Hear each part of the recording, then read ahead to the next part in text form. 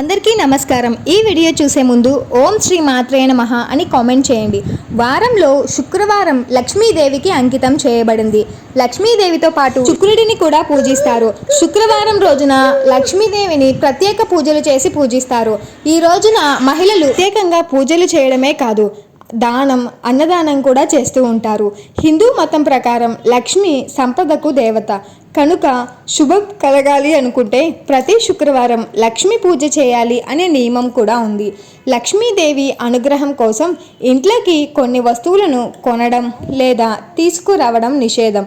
హిందూ మతంలో వారంలోని 7 రోజులు ఒక్కో రోజు ఒక్కో దేవీ దేవతలకు అంకితం చేయబడింది. ఈ నేపథ్యంలో శుక్రవారం లక్ష్మీదేవికి అంకితం చేయబడింది. జ్యోతిష్య శాస్త్రం ప్రకారం శుక్రవారం రోజున చేసే చర్యలు లక్ష్మీదేవి ఆశీర్వాదం జీవితాంతం కురుస్తుంది అని నమ్మకం. అంతేకాదు, శుక్రవారం రోజున కొన్ని పనులు చేస్తే ధనలక్ష్మికి కోపం వస్తుంది. లక్ష్మీదేవి అనుగ్రహం కలిగితే భక్తులు దారిద్ర్యాన్ని గురువు తార లక్ష్మీదేవి ఆగ్రహిస్తే ధనవంతుల నుంచి పేదవారిగా మారడానికి ఎక్కువ సమయం పట్టదు అని అంటారు. కనుక వాస్తుశాస్త్రం ప్రకారం ఈ రోజున కొన్ని రకాల వస్తువులను కొనకండి లేదా ఇంట్లోకి కూడా తీసుకురాకండి. శుక్రవారం రోజున ఐశ్వర్య దేవత అయిన లక్ష్మీదేవికి ఆగ్రహం రాకూడదు అని అనుకుంటే శుక్రవారం పొరపాటున కూడా కొన్ని రకాల వస్తువులను కొనుగోలు చేయకూడదు. శుక్రవారం రోజున పొరపాటున కూడా వంటగదికి సంబంధించిన వస్తువులను కొనుగోలు చేయకూడదు.